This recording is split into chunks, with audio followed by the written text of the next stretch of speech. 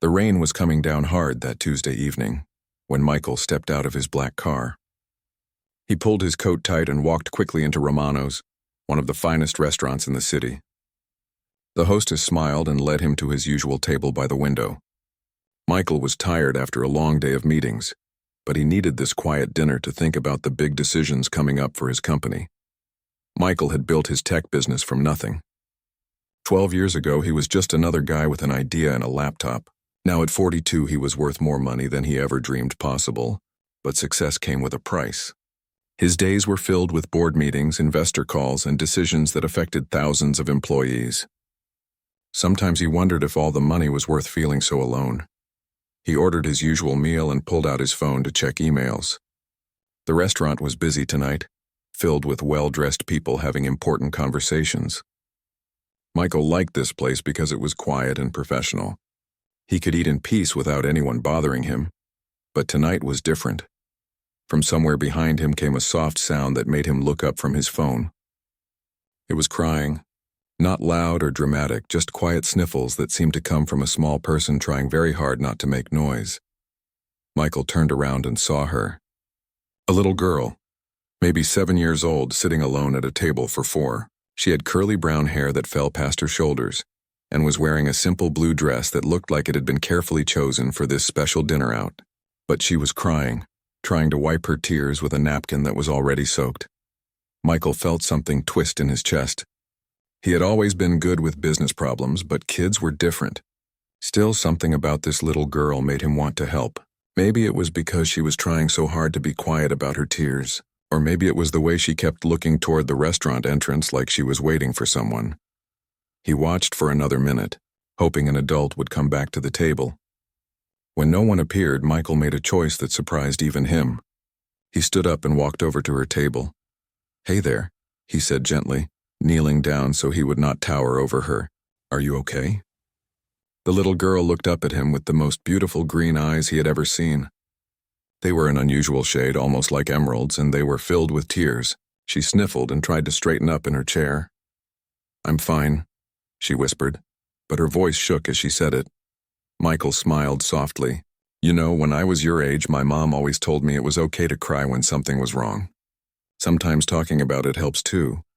The girl studied his face for a moment as if trying to decide whether she could trust him. Something in his kind expression must have convinced her because she let out a shaky breath. "My mommy had to take a phone call outside," she said quietly. "She said she would be right back, but that was a long time ago. What if she doesn't come back? What if she leaves me here like my daddy did?" Michael's heart broke a little at those words. This sweet child was carrying fears that no kid should have to worry about. He reached into his pocket and pulled out a clean napkin, offering it to her. "What's your name?" he asked. "Lisa," she said, taking the napkin gratefully.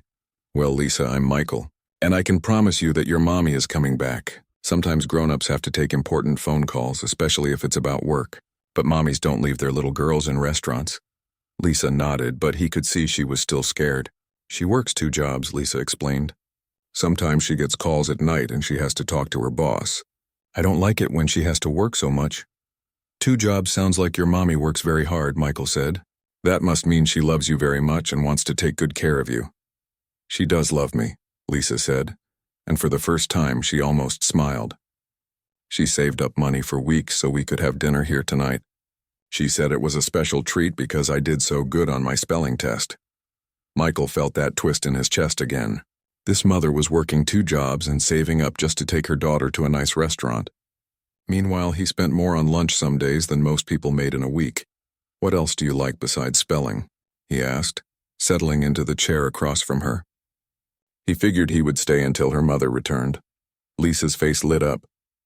"I love to draw. And I like animals, especially dogs. Mommy said maybe we can get a puppy someday when we move to a bigger place." She paused and looked sad again. "But I don't think we have enough money for a puppy right now." As Lisa talked, Michael found himself really listening. She told him about school, about her best friend Amy, about how she wanted to be a veterinarian when she grew up so she could help sick animals. She was smart and funny, and there was something about her that felt familiar, though he could not figure out what it was. "Do you have any kids?" Lisa asked suddenly. The question caught Michael off guard. "No," he said quietly. "I don't." How come? Don't you want kids? Michael had never really thought about it seriously. His life was his company, his success, his goals. Kids seemed like something other people had. People who had time for family dinners and school plays and bedtime stories. I guess I've been too busy with work, he admitted. Lisa looked at him with those incredible green eyes. That's sad, she said simply. Kids are fun. Mommy says I'm the best thing that ever happened to her.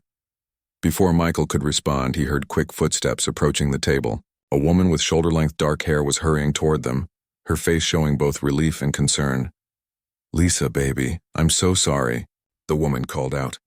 The call took much longer than I thought, and then I couldn't find my way back to... The woman stopped talking the moment she saw Michael. Her face went completely white, and she froze like she had seen a ghost. Michael stood up slowly, his own face showing shock as recognition hit him like a punch to the stomach. It was Amy. Amy Chen, his college girlfriend. The woman he had loved more than anyone before his business dreams pulled them apart. The woman he had not seen in 8 long years. Amy, he whispered, barely able to get her name out. She nodded, unable to speak. Her hands were shaking as she reached for Lisa, pulling her daughter close. And that's when it hit Michael like lightning. Lisa's green eyes. The same unusual shade as his own. The way she tilted her head when she was thinking. Just like he did. The small dimple in her left cheek that he saw every morning in the mirror. As he looked at this beautiful little girl, then at Amy's terrified face, Michael's world shifted completely. Everything he thought he knew about his life, about his choices, about what mattered most, suddenly seemed different.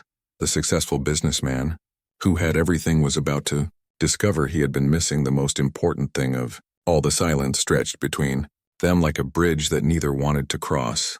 Amy stood frozen, her hand protectively on Lisa's shoulder, while Michael stared at them both with a million questions racing through his mind. Lisa looked up at her mother with confusion. Mommy, do you know Michael? He was being really nice to me while you were gone. Amy's voice came out as barely a whisper. Yes, sweetie. I know him. She cleared her throat and tried to sound normal, but Michael could hear the tremor in her words. We should probably get going now. It's getting late. But we haven't eaten yet, Lisa protested. And you said this was our special dinner. Michael watched Amy's face struggle between wanting to run and trying not to disappoint her daughter. He could see the internal battle she was fighting. Part of him wanted to make this easier for her, but another part of him needed answers. The math was too obvious to ignore. Lisa was 7 years old. He and Amy had broken up 8 years ago, but they had been together for months before that final fight. Please don't leave, Michael said quietly. Not yet. Amy's eyes flashed with something between fear and anger. Michael, we can't do this here. Not in front of Lisa. Do what, Mommy? Lisa asked, looking between the two adults with growing concern. Michael knelt down to Lisa's level again. Your mommy and I are old friends, and we haven't seen each other in a long time. Sometimes when grown-ups haven't talked in a while, they need to catch up. Lisa seemed to accept this explanation, but she could still sense the tension. Are you sad to see each other? You both look kind of scared. Amy let out a shaky laugh. No, baby. We're not scared. Just surprised. She looked at Michael with eyes that held 8 years of secrets. Very surprised. Michael stood up slowly. Could we sit down? Just for a few minutes? I think Lisa was really looking forward to this dinner. Amy hesitated, then nodded reluctantly. They all sat down at the table with Lisa between them. The little girl seemed happier now that the grown-ups weren't acting so strange. And she immediately started telling Amy about her conversation with Michael. He asked me about school and about what I want to be when I grow up, Lisa said excitedly. And I told him about how I want to be a vet and help animals. He's a really good listener, Mommy. Amy smiled at her daughter, but Michael could see the sadness behind it. He always was, she said softly, then caught herself. The waiter came over to take their order, which gave everyone a moment to breathe. Lisa wanted spaghetti and meatballs. Amy ordered a salad she probably wouldn't eat. And Michael asked for whatever the chef recommended, though he knew he wouldn't taste any of it. When the waiter left, an awkward silence fell over the table again. Lisa was drawing on her napkin with a crayon she had pulled from her small purse, completely focused on her artwork. This gave the adults a chance to really look at each other for the first time. Amy looked older, but in a good way. She had laugh lines around her eyes and a confidence she hadn't had in college. Her hair was shorter now, and she wore simple clothes that looked practical rather than fashionable. But she was still beautiful. Maybe even more so because she looked like someone who had learned what really mattered in life. Michael, on the other hand, looked exactly like what he was, a successful businessman. His suit probably cost more than Amy made in a month, and his watch could have paid their rent for a year. But Amy could see something different in his eyes. They were lonelier than she remembered, so, Michael said quietly, "You're a nurse now?" Amy nodded. "I work at Children's Hospital downtown, and I also do some shifts at a clinic on weekends. I'm studying for my master's degree too." "That's amazing," Michael said, and he meant it. "You always wanted to help people. What about you?" Amy asked, though she probably already knew. His picture had been in the business section of the newspaper plenty of times over the years. "I run a tech company. We develop software for other businesses." He paused. "It keeps me busy." Lisa looked up from her drawing. "Are you rich?" she asked Michael with the blunt honesty that only children possess. "Lisa," Amy said, embarrassed, but Michael laughed, the first genuine laugh he'd had all day. "It's okay." "Yes, Lisa, I have more money than I need." "Wow," Lisa said, impressed. "Mommy, maybe Michael can help us get that bigger apartment you're always talking about." The comment hit both adults like a physical blow. Amy's face turned red with embarrassment, and Michael felt sick thinking about Amy and Lisa struggling financially while he lived in luxury. "Sweetie, we don't ask people for money," Amy said gently but firmly. "We take care of ourselves." "I know, Mommy, I was just thinking." Lisa went back to her drawing, unaware of the impact her innocent words had on the adults. Michael leaned forward slightly. "Amy, can I ask you something?" She tensed up immediately. "Depends on what it is.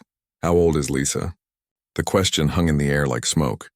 Amy's hand started shaking again and she gripped her water glass tightly. She knew this moment would come eventually, but she had never imagined it would be like this.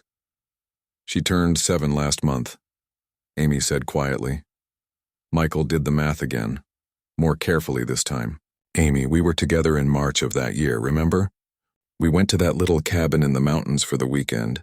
It was right before everything fell apart between us." Amy's eyes filled with tears, but she held them back. "Michael, please. Not here." But Michael's mind was racing now, and all the pieces were falling into place. Lisa's eyes, her mannerisms, the way she tilted her head when she concentrated. Even her intelligence and curiosity reminded him of himself at that age. "She's mine, isn't she?" he whispered. Amy closed her eyes, and a single tear escaped down her cheek. She nodded almost imperceptibly. The world seemed to stop for Michael. Everything around him faded away except for Lisa, who was still happily drawing on her napkin. His daughter? He had a daughter. A beautiful, smart, amazing daughter who had been living just across town while he built his empire and thought he had everything he needed. "Why didn't you tell me?" he asked, his voice full of pain.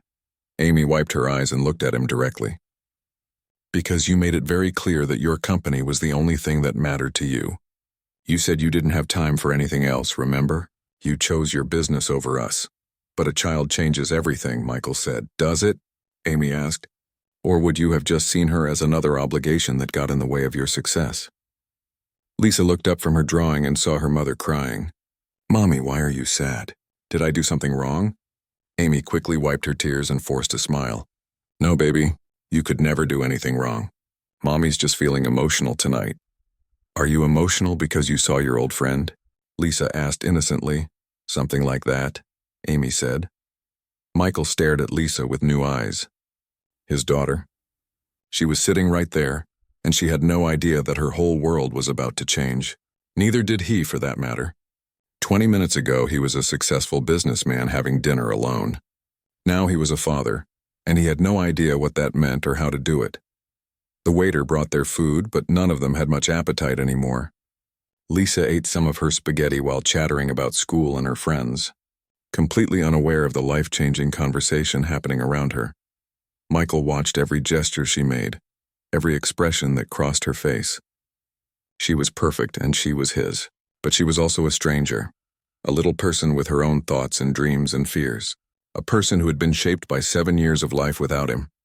As the evening continued, one thing became crystal clear to Michael. His old life was over. Nothing would ever be the same again. Michael couldn't sleep that night.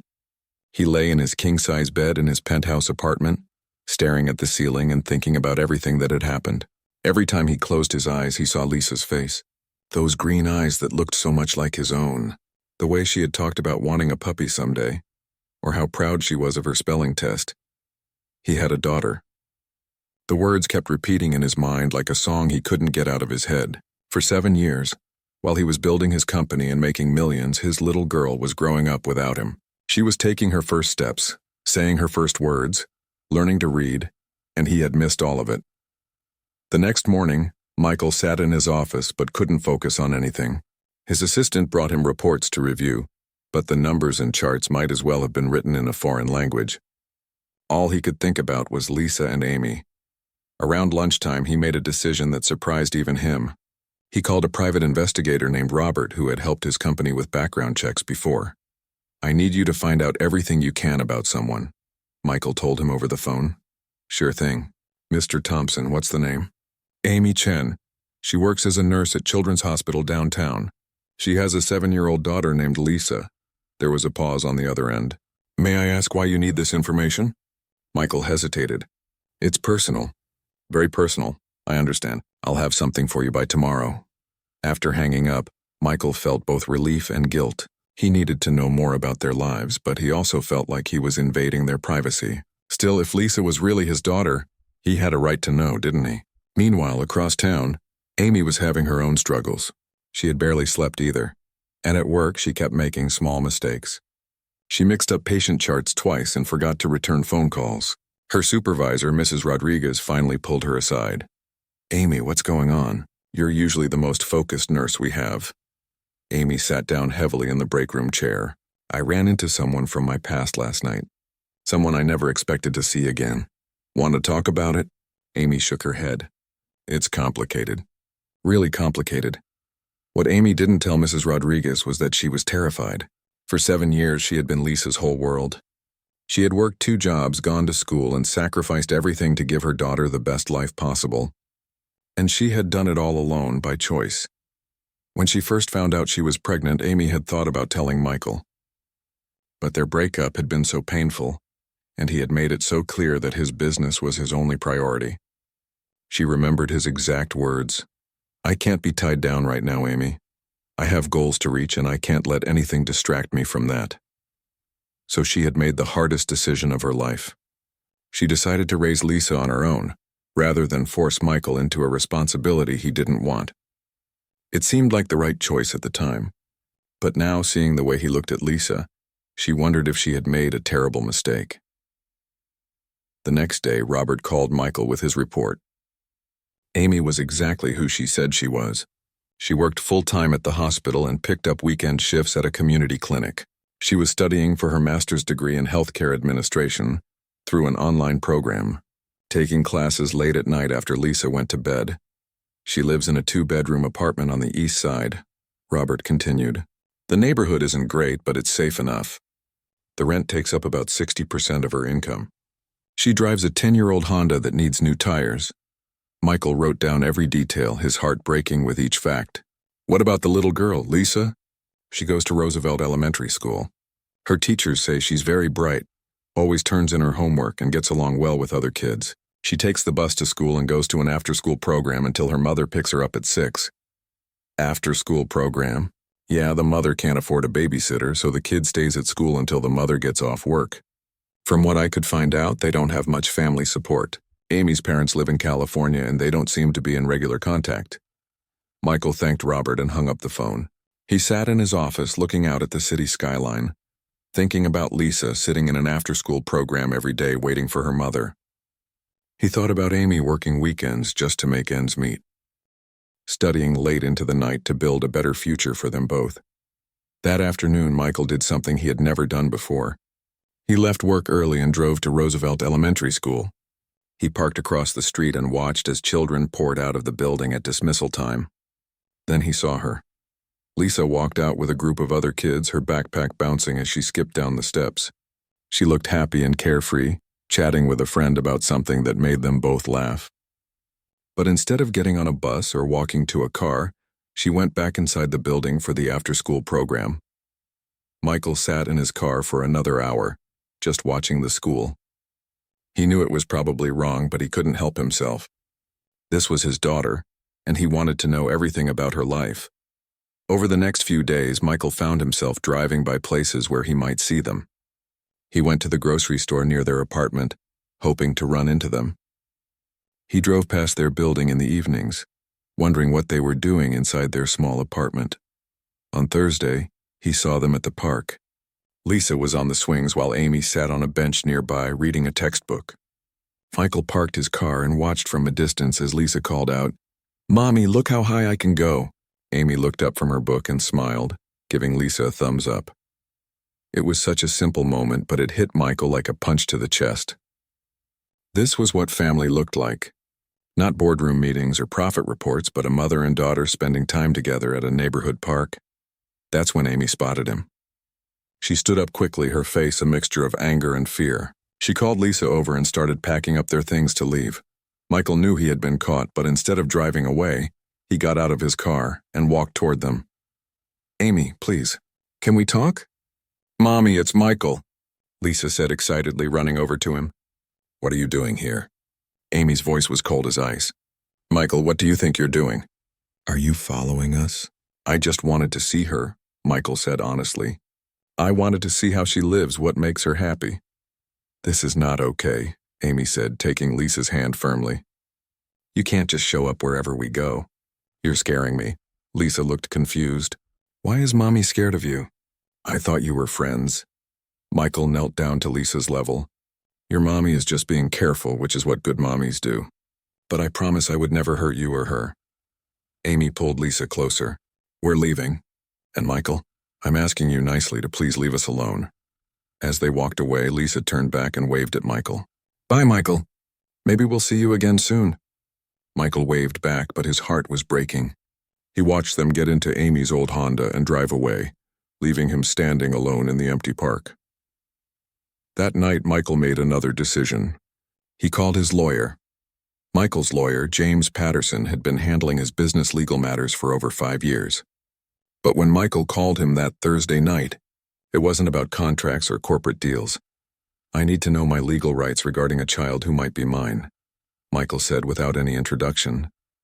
James was quiet for a moment. "Michael, this is quite different from our usual business. Are you sure you want to go down this road?" "I've never been more sure of anything in my life." The next morning, Michael sat in James's office explaining the whole situation. James listened carefully, taking notes and asking questions. "The first thing we need is proof," James said finally. "Without a paternity test, everything else is just speculation. I can help you request one through the court system, but I have to warn you, this could get messy. The mother might fight it. And even if you are the father, that doesn't automatically give you custody rights." "I don't want to take Lisa away from Amy," Michael said quickly. "I just want to know for sure, and if she's mine, I want to be part of her life." "That's good to hear, but courts don't always see it that way. Once you open this door, you can't control where it leads." Michael thought about this for a long time. He could continue living his life as it was, successful and uncomplicated. Or he could potentially turn everything upside down for all three of them. But every time he closed his eyes, he saw Lisa's face. He had to know the truth. "Do it," he said. 2 days later, Amy received an official letter at her apartment. When she saw the law firm's name on the envelope, her hand started shaking before she even opened it. Lisa was at school, so Amy was alone when she read the formal request for a paternity test. She had to sit down on her couch to keep from falling over. This was her worst nightmare coming true. For 7 years, she had protected Lisa from this moment, and now it was happening whether she wanted it or not. Amy called in sick to work and spent the day crying and trying to figure out what to do. She couldn't afford a lawyer, but she knew she needed help. Finally, she called the legal aid office downtown and made an appointment. That evening, when Lisa came home from school, she found her mother red-eyed and quiet. "Mommy, are you sick?" Lisa asked, putting her small hand on Amy's forehead like Amy always did when Lisa didn't feel well. "No, baby. Mommy's just had a hard day." "Is it because of work? Did someone at the hospital get really sick?" Amy pulled Lisa onto her lap and held her tight. "Something like that, sweetie." Lisa hugged her mother back. "Don't worry, Mommy, tomorrow will be better. That's what you always tell me when I have bad days." Amy's heart broke a little more. Lisa was such a sweet, caring child. She deserved better than all this drama and uncertainty. The next week, Amy met with a legal aid lawyer named Patricia who specialized in family law. Patricia was a no-nonsense woman in her 50s who had seen cases like this before. "You can't fight the paternity test," Patricia told her bluntly. "If he's requested it through the court, you have to comply. But that doesn't mean you're powerless here." "What do you mean?" "If the test proves he's the father, you'll need to think about what kind of arrangement you want. Do you want him to have visitation rights? What about child support?" "These are things you can negotiate," Amy shook her head. "I don't want his money. I've been taking care of Lisa just fine on my own." Patricia raised an eyebrow. "Amy, I've reviewed your financial situation. You're barely making ends meet. If this man is Lisa's father and he has significant income, child support could change your daughter's entire future. College, better healthcare, a safer neighborhood. You need to think about what's best for Lisa, not just your pride." Meanwhile, Michael was struggling with his own emotions. Part of him was excited about the possibility of having a daughter, but another part was terrified. What if he was wrong? What if Lisa wasn't his, and he had put Amy through all this stress for nothing? And if she was his daughter, what kind of father would he be? He worked 70-hour weeks and had never even held a baby. The paternity test was scheduled for the following Tuesday. Michael would go to one clinic and Amy and Lisa would go to another. It was designed to be as simple and non-traumatic as possible, especially for Lisa. Michael arrived at his appointment 15 minutes early and sat in the waiting room, his leg bouncing nervously. The actual test took less than 5 minutes, just a simple cheek swab, but those 5 minutes felt like hours. Across town, Amy was having a much harder time. She had to explain to Lisa why they needed to go to a special clinic. "It's just a quick test, baby," Amy said as they sat in their car outside the clinic.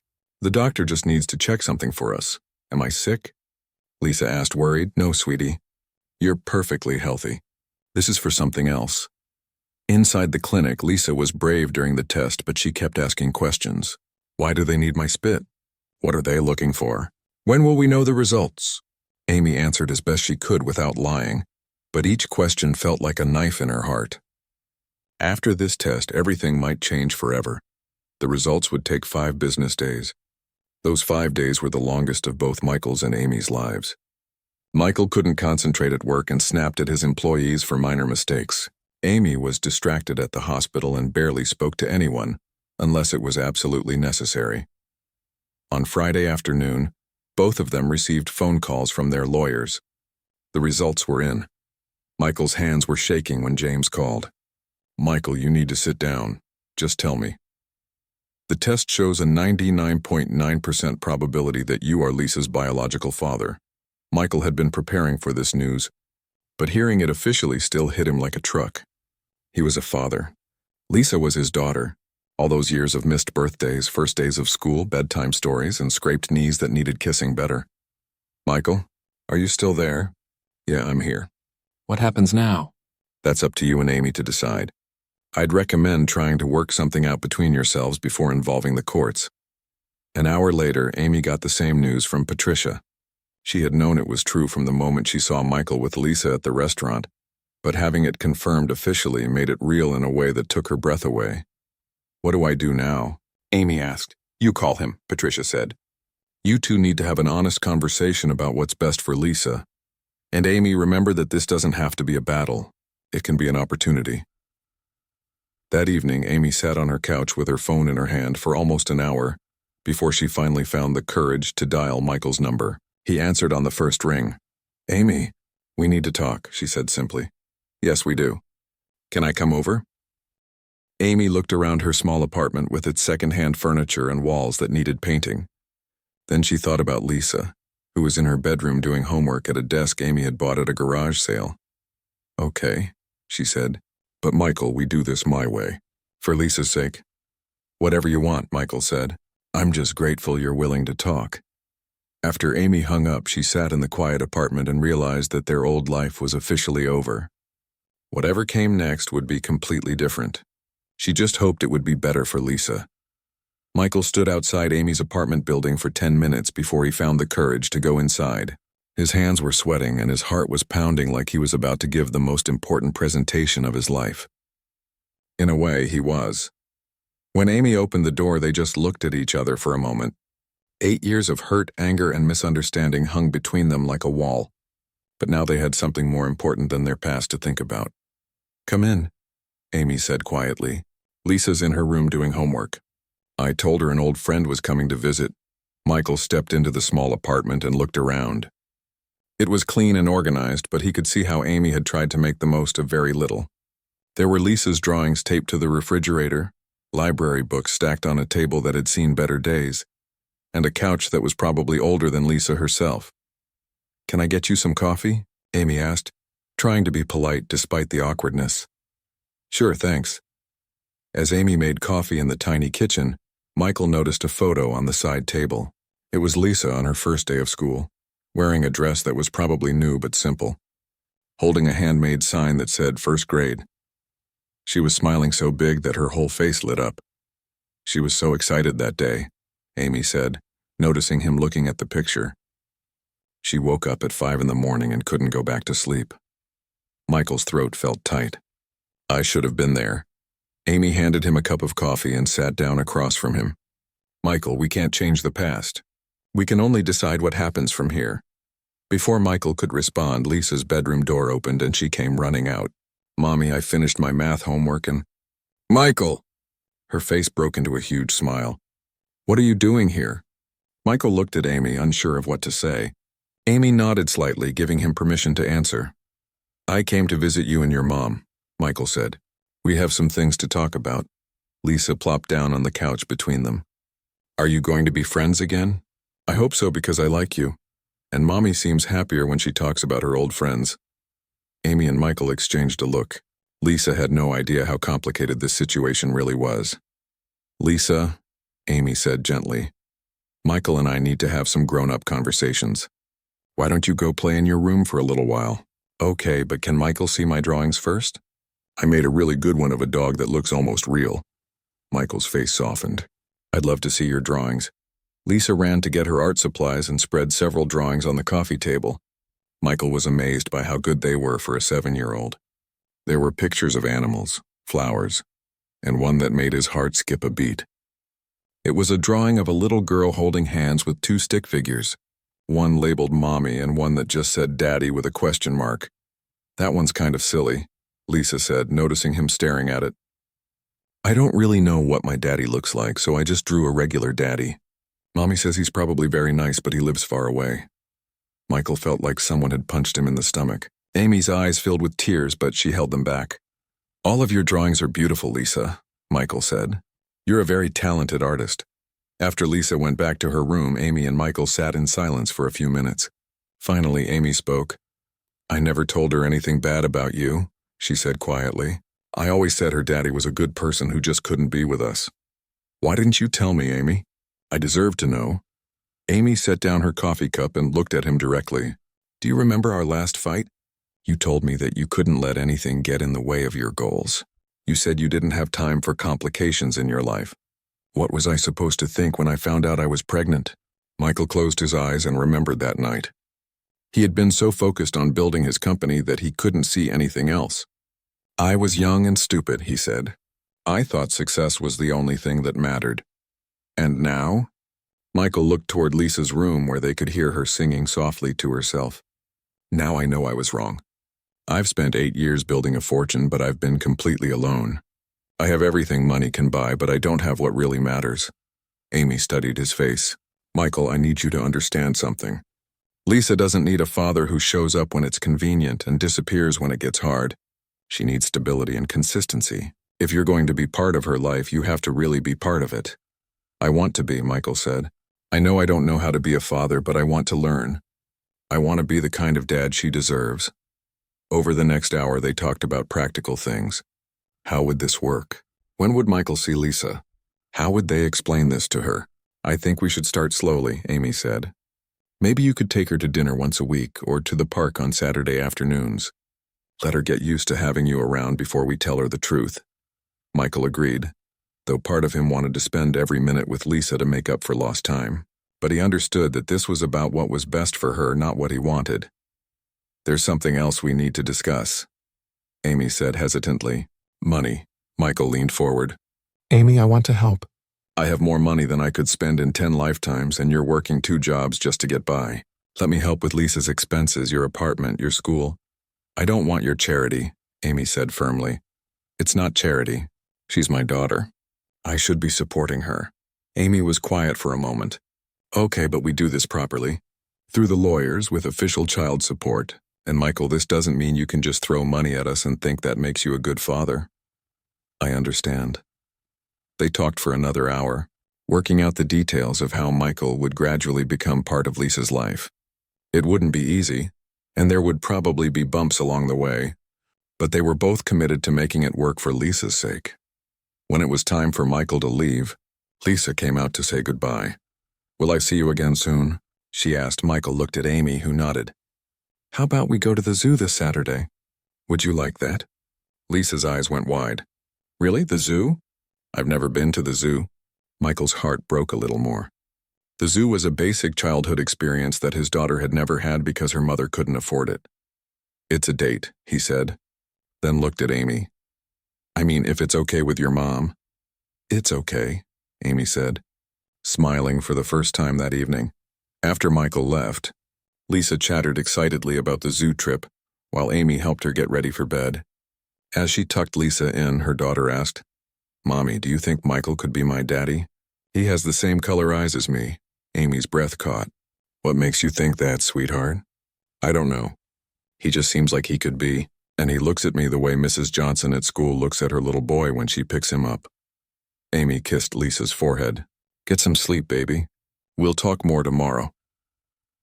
As Amy sat alone in her living room that night, she realized that everything was about to change. It was scary, but for the first time in years, she felt hopeful. Maybe Lisa would finally have the family she had always dreamed of. And maybe, just maybe, Amy might get a second chance at the love she had never forgotten.